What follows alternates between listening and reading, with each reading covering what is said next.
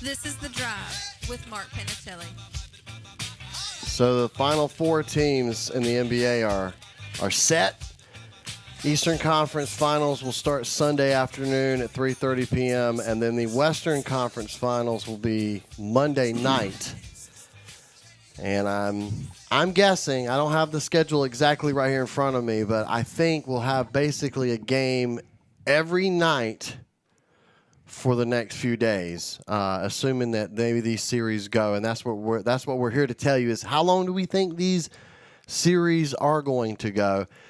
And I'm going to start in the Western Conference because I'll pick up on this dialogue we had yesterday, and it is that some people think that no matter who wins the Western Conference Final, that will be your NBA champion. Ultimately, I've heard people say the real NBA championship is the Western Conference Final. Do you, Mike? Because I think the way LeBron and Cleveland are playing right now, if it was Houston, I think they got a chance. I do too. I think they beat Houston. I actually do. I don't think they beat Golden State. And we can't get carried away because Cleveland went 7 games to Indiana, and even the couple ones they won were close. Right. So we may be giving them a little too much credit for wearing out Toronto, and Toronto stinks and had no heart. So it's kind of like when Philly was beating the crap out of Miami. Everybody's like, oh, my gosh, look at Philly. They're unbelievable. And then when they really matched up against somebody, they weren't all that. So you have to be careful about Cleveland.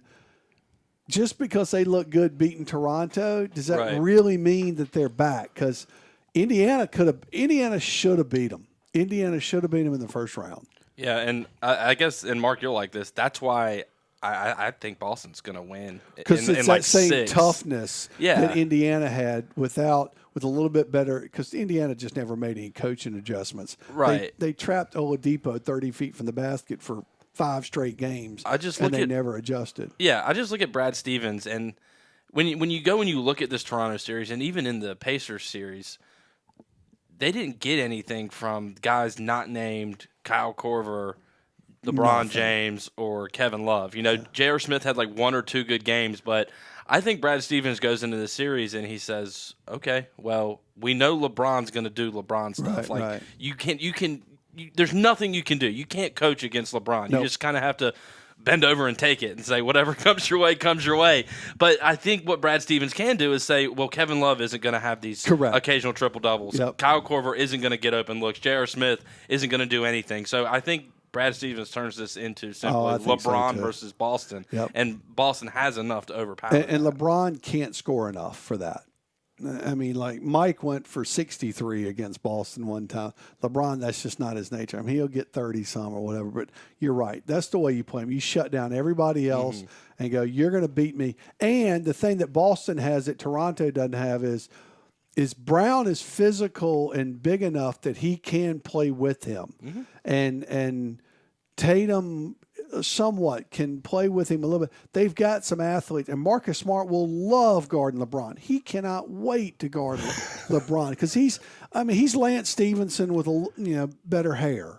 I mean they're the same people of getting under your skin, relishing the competition, relishing the spotlight of let me guard the greatest player in the world, and I'm going to beat him. And so they match up well with Boston, I think. And Toronto had nobody. They didn't have a Lance Stevenson. They didn't have a Marcus Smart. Just that guy that's like, I'll do anything to win this game. Well, again, I tried to go west. You guys have went back all the way east. Nobody cares about the West. So ESPN, we're obligated to talk about LeBron. I like what you guys are saying, and I will say this real quick: Golden State in 6. In 6, I think that's what Jordan said yesterday. I don't believe in Houston even. I believe in Houston even less than you guys do. I honestly think they may steal a game, but as I was telling you, they've. I need to see it first. They've gone out of their way. What is it? Their GM that talks about the whole we've built this to go to beat Golden State. I don't see it. D'Antoni's I never don't see won it. anything. Yes, and Chris Paul's never won anything. And James Harden really disappeared Yeah. last year under the spotlight. You know, you're talking about I think they'll steal one game and play well. I think Golden State, because they'll either be hungover or bored, will throw away another game. One of those where you can see it coming, where they're throwing behind the back passes and alley-oops, and they just have no interest in playing that game. They'll do one of those games. Golden State will. I'm going to go 5 as far as that goes. I just think that, again, the Warriors are just that much better. And ultimately, when it comes down to it's similar to what we were talking about with the Sixers, that I think the deeper it goes with Houston. I mean, I know Capella's played great, but I mean, we're talking about, I'm just going to have to see it before I start to invest in it as far as thinking that Houston's going to be. Because, again, it was so awful last year. Right. And as you and I were talking about with Chris Paul, he's never been to this point. Sometimes people feel like, whew, finally got that off my back. Mm-hmm. But it's, it was interesting to hear Draymond Green's comments about, because he was asked if, they said they want you and they're coming. And he's like, look, I don't care. I want to win the championship. Yeah. If they happen to be in the way of the championship, well, then so be it. And to me, that's really the mantra you got to have if you're going to be a championship team is not be. I think Houston and Chris Paul and James Harden are very happy to get to this point and satisfied to get to this point. And then they're going to realize that they're not quite at that Golden State level. Yeah, and so we were talking about like the LeBron James sweepstakes, what's going to happen with him. That's why I'm kind of leaning towards him possibly going to Houston because Chris Paul and him are buddies. And I think, despite how maybe we were talking about during the break, Norwood, they might not mesh because the idea that Houston has is the two dominant point guards, all-star point guards, essentially, and you always have one on the court. Now you add a third to the mix in LeBron. So how does that work out? But I think Chris Paul looks around and he runs against the Warriors, and the Warriors are going to come out and they're just going to stick KD on James Harden, and KD's going to shut him down. And can Chris Paul do every single night against the Warriors what he did in that Game 5 against the Jazz where everyone was talking about, see, this is why Chris Paul is one of the greatest point guards of all time. I'm just not buying into against that Utah. Yet. Right, against Utah. Right. Yeah, they'll have Klay Thompson on him, and he's good. And, I think 6, but that's maybe hopeful just because I like to see as many games as possible. But I don't trust you. I mean, Houston's the Virginia Cavaliers of the playoffs. I don't care what they do in the regular season. Until you prove me wrong, I don't believe in you. Can we at least say this about the NBA this year in the fact that at the beginning of the season, and really for like 3 seasons in a row, we have said, okay, surefire, we know it's going to be Golden State versus LeBron James wherever he is at the end of the season. At least it's been a little bit more dramatic to this point, right? Probably more than we think. And it still is because I haven't seen whatever the betting numbers are, but I'd be curious who's favored between Boston and Cleveland to win the series. Yeah, I mean, because ultimately you would have said this at the beginning of the year, right? You would have said Houston, Golden State, Boston, Cleveland in the East, but the road to get there was not as easy as you would have thought. Westgate has the Celtics as underdogs, plus 240. They have Cleveland minus 300 in this series, so that's a slight edge to Cleveland. Well, here's what I wanted. Boston's got home court advantage. Home court, yeah. The difference in now, I felt a little bit of this going into the playoffs because that was ultimately why I was like a lot of people and didn't feel like maybe the Celtics were going to get too far because who was going to carry that offensive burden for the team? Well, I think now I don't think I'm crazy in believing that they've got Horford who's good for double digits. I think that Jaylen Brown and Jason Tatum can both score.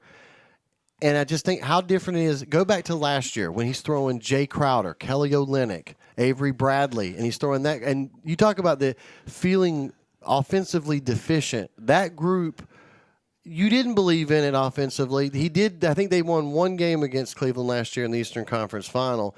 But obviously one of the biggest reasons why was because they couldn't score points. And so this year I feel a little better about it. Now, you guys were talking about the Celtics winning this thing. I don't know if I'm quite ready to embrace that idea yet. But I'm interested. Yeah, but you're just scared to like pick your own team because you know that'll backfire on you. Well, admitted that yesterday. Yes. the fun, it's like today. No matter you were talking about us getting away from the West. No matter the conversation, Mark is back to his Celtics. We were Yes. talking about Absolutely. Ovechkin, beating Crosby earlier, and he turned it around to, if Stevens had Crosby, they would have won in 5. Right. Oh, yes. He just it's all Boston right now. All Stevens. I feel like if Stevens had Ovechkin, he'd have 5 Stanley Cups. Oh, right no now. doubt. Yeah, I mean, yeah. If Mark was still having kids, he would be wrestling between naming one of them, Jason or Brad.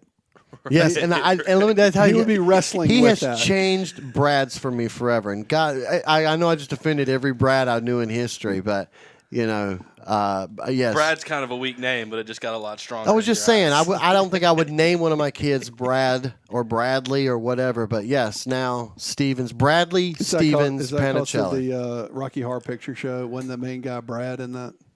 I don't know, but if that's the case, you may I'm be too right. old for you guys. No, you're not. Forever. You are for me. Rocky Horror Picture Show. Come on. Gosh. But again, I don't know if I'm ready to.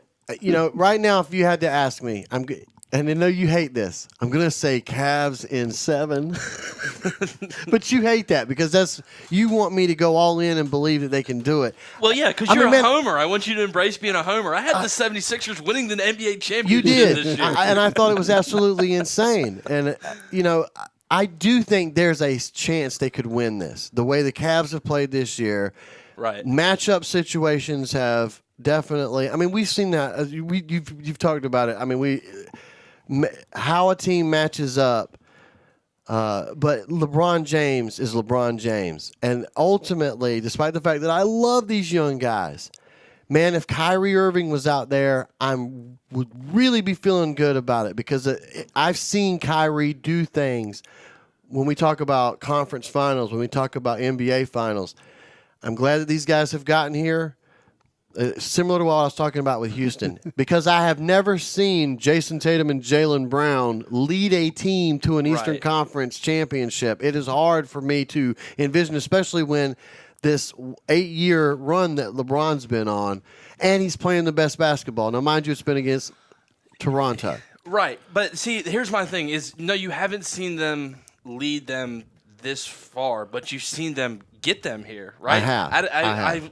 After watching that series against Philly, I have like the utmost respect and belief in what Jason Tatum can do. He's scored 20-plus points in 7 straight games now, I think, in the playoffs. And Yeah. I'm telling you, I know y'all were talking about Jaylen Brown matching up against LeBron or putting Marcus Smart Yeah. on LeBron. I really want to see some Jason Tatum against LeBron James. And I think we're going to see some of that. Well, And I really think he can hold his Tatum's own. not quite defensively strong enough, and that'll be the problem because LeBron will just take him down low and bully him. But what'll be interesting is the flip side is LeBron guarding Tatum because Tatum's fearless. I mean, Yes. he is very confident. He's got a lot of good moves, good footwork, finish around the rim. So that'll be interesting is because LeBron – they may hide him on Browns, let's save him some energy and thing because Tatum's more the focal point. But when LeBron guards Tatum, that'll be really a good matchup. That'll be Right. interesting. Is it, and again, Kevin Love's got to be the biggest key for Cleveland. We were talking about that yesterday. Well, but he's also going to be playing against Horford and who's the white dude with the bad ponytail for Boston? The Aaron bane of Baines. my Right, but- existence. I hate him. Right, but they're good players, and Love won't be able to. I mean, Love, the way he came back against Toronto is he went inside and posted up and bullied them. That ain't happening against Boston at all. I hate Aaron Bain because when he takes a 3-pointer, nothing drives me crazier. Like, my dogs will run out of the room because, oh my God, what's wrong with Dad? When that dude takes a 3-pointer, it drives me nuts. But sometimes he makes these defensive plays, and to me, that's what he should do. He's this guy who gets on your nerves. He definitely bodied Embiid and made some good plays and actually drew a technical foul.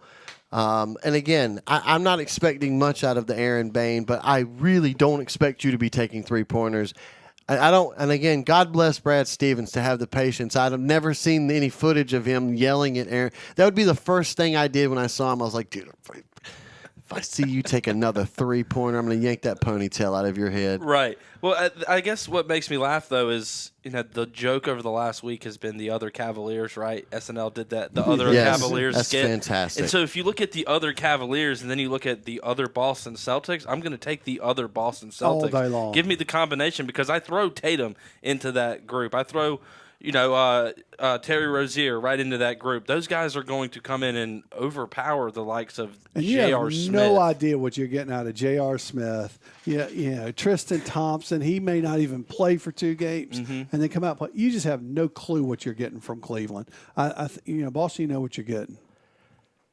LeBron James, has had a long history with the Boston Celtics throughout his career. He couldn't get past them in Cleveland. Forced him to go to Miami. Then he pretty much ended Boston in Miami. I think they knew at that point it was time. And Ainge, that's where it all started. All these assets was him getting rid of the older guy, the old big three, and so here we are. It's almost come full circle, and I think you guys all feel what I feel.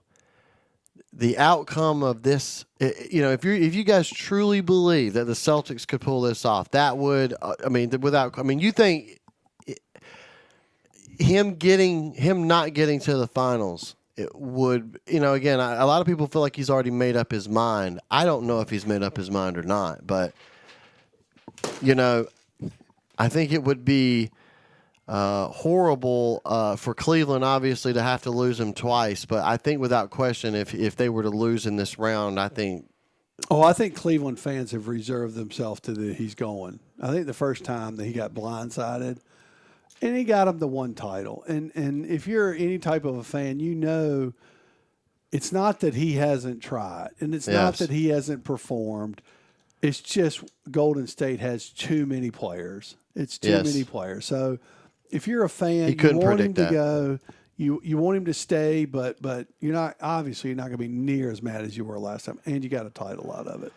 Yeah, there's going to be some fans though, right, that are going to be absolutely that way. Definitely. And again, you just have to take that for what it is. But you and I have talked about this, Sam, about the fact that if anybody needs to blow it up, it's the Cleveland Cavaliers. They're one of the oldest teams in the NBA. Terrible contracts. Yes, bad money everywhere. And, what the best thing that they can do is get younger and get some of this salary out of the way. So I know for a lot of Cleveland fans, if this happens, they're back to 12 wins. Yeah, but again, you're probably in much better shape for the future because, inevitably, I think the longer LeBron stays, probably the longer the rebuild process is going to be going for it. Yeah, he's going to keep Love and JR and Tristan and all that. The minute LeBron walks and heads west, you're trading Love. That's the first thing you're doing is trading him because he's the only guy you can get something for. JR, who knows? He may retire. You don't know. Yeah. Tristan Thompson, who knows what he's doing? I guess George Hill's pretty good, but he's 30-some. Right. Korver. And Korver's all made up by being a catch and shoot off a guy's penetrating. And then Nance, you didn't see Nance I think at the he played playoffs 8 minutes. Right? So he's not playing. That team's probably going to look like Clarkson, Nance. Oh, some of these young players that they've got right now. But that's where I think Cleveland's in a great position to blow it up because, like with Toronto, I think if Toronto decided as an organization, let's blow it up, then they lose the fans because they're really close. It's like Washington too. The fans are there. Yeah, you've got Beal and Wall and Oubre or whatever, Porter or whatever. How do you blow that up, to tell the truth? Because you've got some decent pieces that are under contract. Yeah. So just the wrong pieces. Right. I don't know. Like Washington and Toronto are very similar. When you blow it up, think about how long it takes. Think about how lucky you have to get in the draft. Because Charlotte has not blown it up. It's blown up on them. Right. and now they're no closer now than they were 5 years ago. No. Philly... And even Boston did at the time, they proved you have to truly bottom out Because if you just get a little bit worse, you're never going to get anything but just a little bit better. Yeah, great to talk to you. We got to reserve this. So real quickly, I'm going to say, you taught me into it. I'm going to say Celtics in 7. 7, nice. That's bold. I'm gonna go Celtics in 5, man. That's insane. Yeah, I know. Well, I'm going Celtics in 6. They're going to win on their home court. So next week we will talk about the Charlotte Hornets, who have all these now And new they hired a pieces. coach, Yeah, they did. We need to, but we